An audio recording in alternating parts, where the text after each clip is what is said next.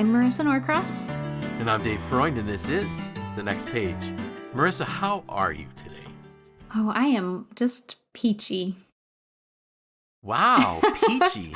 I need something new because I'm always so boring. But yeah, we'll go with that. That's something new and different.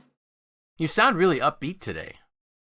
The sun's shining, and I say that every time, but I just can't help it if it's sunny out, even though it's kind of cold out today. Puts me in a good mood. Yeah, I have not. I'm looking outside. I have not put my head outside the door yet today, which is not good.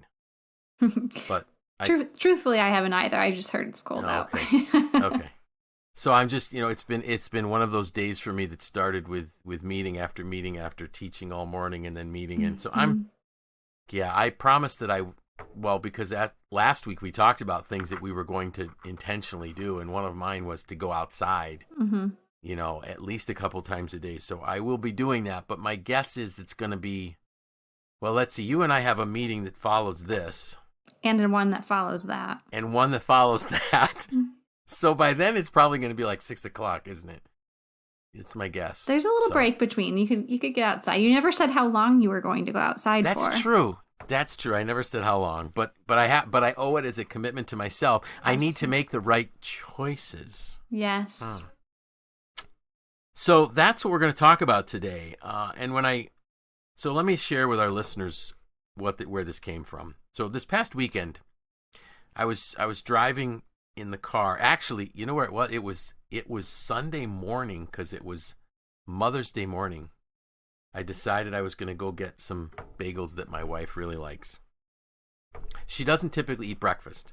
Now, I'm a big breakfast person, so I make waffles and pancakes, but she doesn't really eat breakfast, but she likes these waffles. So I thought I was going to go get them. So I'm driving in my truck, and I'm listening to an audiobook that I had listened to at least once, if not twice before, and I never remember hearing this statement. And the phrase is this: you are not defined by history, but by the choices you make. And it just hit me. Like, that is so true. Mm-hmm.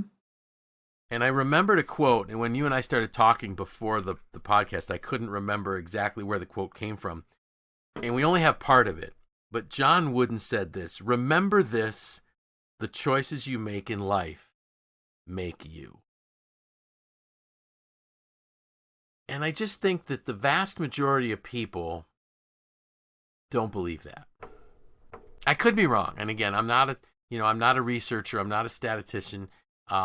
Just from talking to a lot of people and listening to a lot of people, I think that the vast majority of the people believe that events in history define them rather than the choices they make.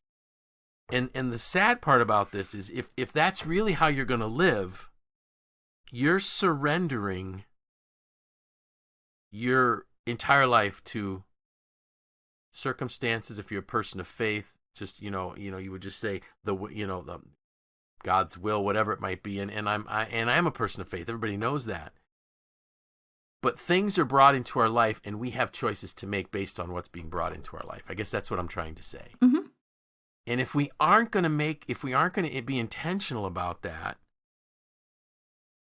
we give up our purpose, we give up our passions. So I really think that statement, you are not defined by history, but by the choices you make, is extremely liberating.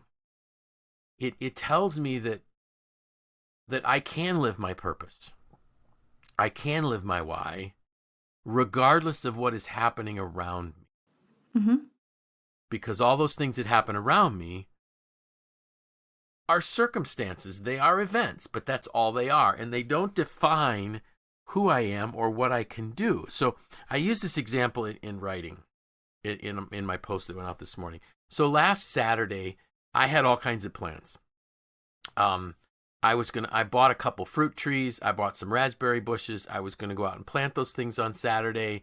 And then we all know what Saturday was like around here of Mother's Day week. I mean, it snowed. It looked like it was more like February. Yes, or my March. daughter wished me a happy Valentine's Day instead of happy Mother's Day. There you go, because she probably thought, oh, it's way too cold to be.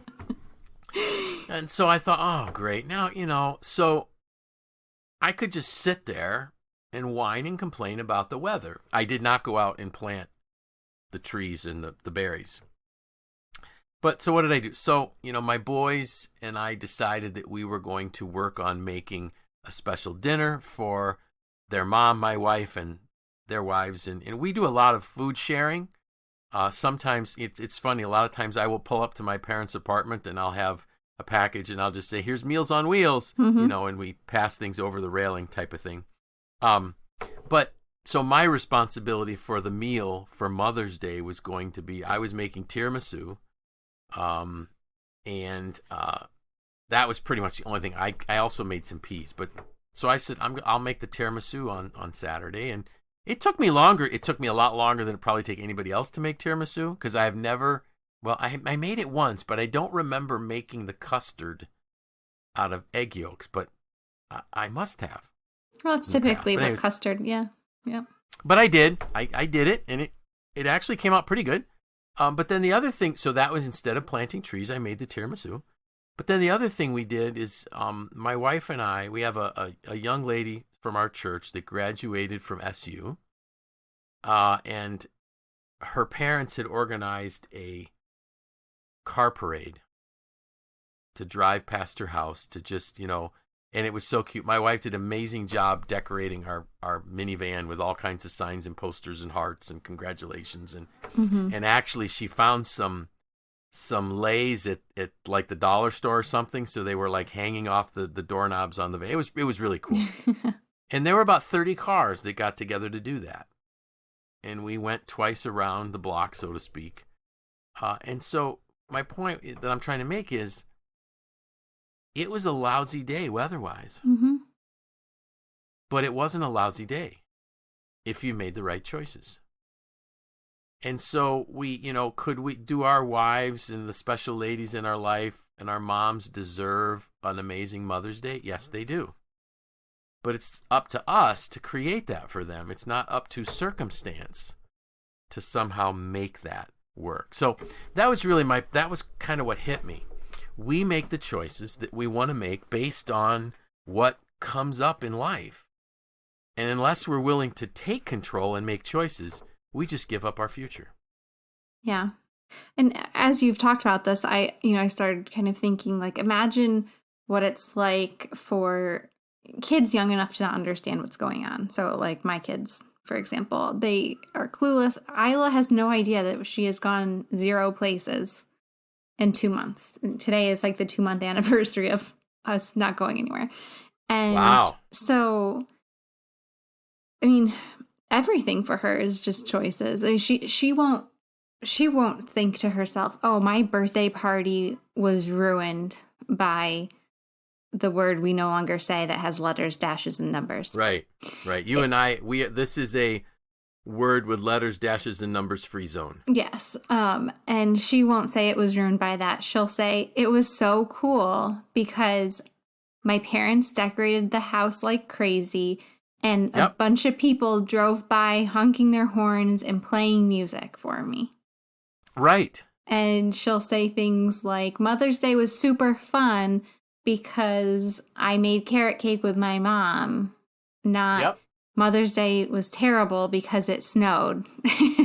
Right. And so if we all kind of put ourselves in that, like if you revert back to childhood and think about how, really it is based in choices and the next thing that we do. So right. It's easy to be so connected to what's going on currently for adults and to say, well, the summer's canceled. I've heard that so many times. Summer's canceled. I'm like, really? Because I don't know. I mean, it might be different, but sure, I still plan to go outside. Going outside is not canceled. If anything, I'm almost looking forward to it because I will have fewer commitments, which means more time to sit out on the deck with my family or go for a jog around the block or whatever. So but those are both big choices and small choices, right? I mean, we can choose to do things, but we can also choose to be hopeful, or choose to make your own sunshine, or like whatever Right. it needs to be, a big or small mindset or action choices. Exactly. Exactly right. Yeah, I was, we maybe this is, and I haven't thought through what I'm trying to say here, but like children seem to be able to, like you said, Isla will not know that something was different in terms of that there was a problem, that there was a situation, a crisis. We're still not going to say that other word. She won't have any recollection of that because she gets up each morning looking at what can she do, Mm-hmm. and how will I interact with mom and dad and my little sister today. And too often we focus on what we can't do rather than focusing on what we can. Mm-hmm. And it's the what we can do that will really define us. And there are so many things that we can do. There's a superintendent of a school in our area that drives to every one of his students. If the parents let him know when they have a birthday, he will drive to their house and wish them happy birthday from the car. Mm-hmm. And I think the last post I saw him do was he had done over 50 birthday visits. Wow. And his district is a big district. Mm-hmm. It's one of the larger square footage type square mile districts. And just things that I've heard people doing, choices they've made. One building administrator driving with a gift to each of her staff members' houses. Mm-hmm. And I forgot, I think she drove 200 miles. I believe it. It's a choice to make, but Yeah. that staff won't forget that. Mm-hmm. They're going to remember what she did. Yeah. Great things that I'm watching so many schools, because I'm very connected to schools. I'm watching what schools are doing, and it's just super exciting to see how they're still connecting with kids and doing the thing. They're just, this is a choice Mm-hmm. that they need to do. Now, same thing for the kids. The kids have the choice to study or not at home, and hopefully they're making the right choice. But then again, whether I was in a classroom or I was at home, there were a lot of times I made the wrong choice and didn't study. But I think the key for our podcast today, and you and I both said it was going to be short, was, are we making the right choices? Mm-hmm. We have to get up every day, and one of the things, I've talked about the Sunrisers community that I'm part of, where we watch the sunrise every morning, when it's still somewhat dark, but you start seeing that change in a shade of pinkish orange on the horizon. There's just so much excitement, so much anticipation, because the day is dawning, and that day brings us choices. Yeah. And we just got to make the best of them. Yeah. I think too, like ahead. also remembering, like, I can do this, right? Like I can make this choice or whatever, but Yes. thinking too about like, I like get to do this. Like it's something like that I'm lucky enough to still be able to do. Like I can still go for a run. Yep. Or, because right now we're so focused on the things that we can't do. Yes. I can't go to XYZ retail store, but I still get to do XYZ. Right. And remembering like the power in that. Mm-hmm. Yeah, very good. The power, and so really what that is that's the power to live out our purpose and the power to live out the passions in our life. And I just hope nobody will ever surrender that to any crisis or tough situation, because quite frankly, the struggles, the difficulties that we're going through today pale in comparison to the challenges that other generations had to face. Mm-hmm. And we've talked about that in other podcasts. So that was pretty much all I had. Just a reminder to folks, remember this, the choices you make in life make you.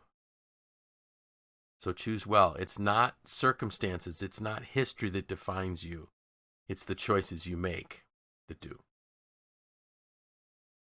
Anything else you think I forgot? I know we're like half our normal time, but no, I think we were along last week, so okay. This kind of the one thing that I learned a long time ago when I started doing some level of public speaking is once you've said what you're going to say, shut up before you ruin it.